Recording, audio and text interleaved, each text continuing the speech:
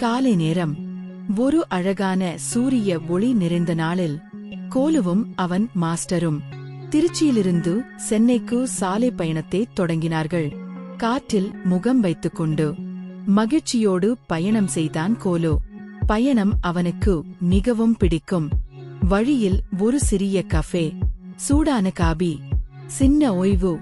விழுப்புரம் அருகே ஆலமரத்தின் கீழ் மாஸ்டர் சிறிது நேரம் தூங்கினார்.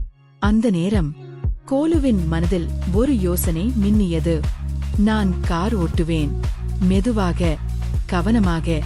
தேசிய நெடுஞ்சாலையில் கோலு கார் ஓட்ட ஆரம்பித்தான். மக்கள் பார்த்து அதிர்ந்தார்கள். ஒரு நாய் கார் ஓட்டுகிறது. சென்னை வந்ததும் மாஸ்டர் விழித்தார். கோபம், ஆச்சரியம், பெருமை. கோலு, நீ ஒரு சூப்பர் நாய்.